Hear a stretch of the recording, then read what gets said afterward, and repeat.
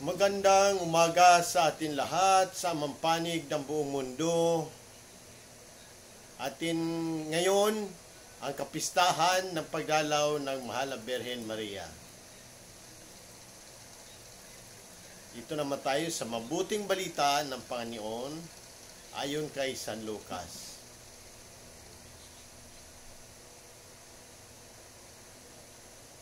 Magandang paalala ng kababaang loob, pananampalataya at pagbibigay puri sa Diyos.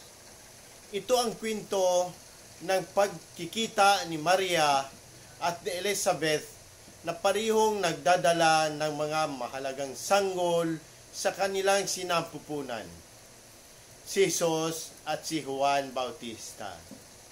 Sa ating pagbasa, makikita natin ang pagmamadali ni Maria patungo sa bahay ni Elizabeth. Isang mahalagang aspeto ng kanyang pagbisita ay ang kanyang kagalakan at pagmamahal.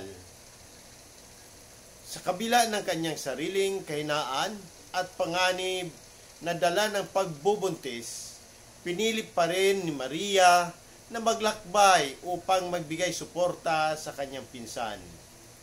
Ito ay isang halimbawa na tunay na pagmamahal sa kapwa, ang pag-aalaga at pag-alala sa iba sa kabila ng sariling mga hamon.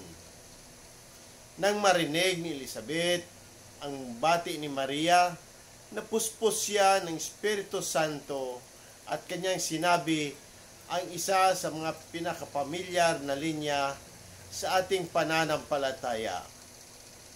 Pinagpala ka sa mga babae at pinagpala rin ang dinadala mo sa iyong sinampupunan.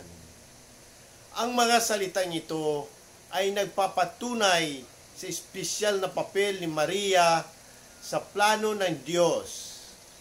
Itinuro rin ni Elizabeth ang kahalagahan ng pananampalataya ni Maria.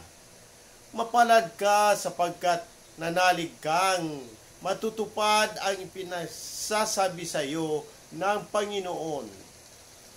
Sa tugon ni Maria, ang Magnificat, ipinapahayag niya ang kanyang pasasalamat at papuri sa Diyos.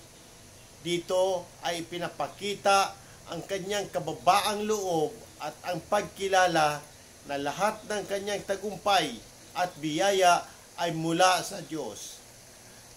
Ang kanyang mga salita ay nagbibigay diin sa kapangyarihan ng Diyos na magtaas ng mga aba at magpakain sa mga nagugutom habang binabagsak ang mga palalo at mayayaman na walang malasakit sa kapwa. Pagnilayan natin. Ang una, kababaang loob at pagtitiwala sa Diyos. Tulad ni Maria, tayo ay tinatawag na magpakumbaba at magtiwala sa plano ng Diyos para sa atin. Sa kabila ng ating mga takot at kawalan ng katiyakan, dapat tayong manalig na ang Diyos ay may magandang plano para sa atin. Pangalawa, pagmamahal at paglilingkod sa kapwa.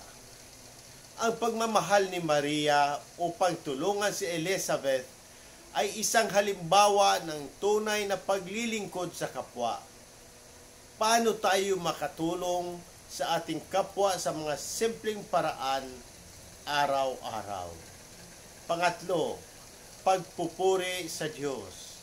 Ang Magnificat ni Maria ay isang paalaala na dapat lagi tayong magpasalamat at magpuri sa Diyos sa lahat ng bagay.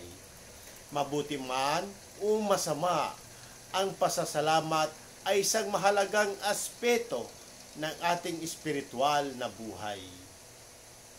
Ang Ebanghelyo ngayon ay nagtuturo sa atin na sa pamamagitan ng kababaang loob, pananampalataya at pagmamahal sa kapwa, maari nating mas malapit ang ating sarili sa Diyos at magbigay puri sa Kanya sa lahat ng pagkakataon.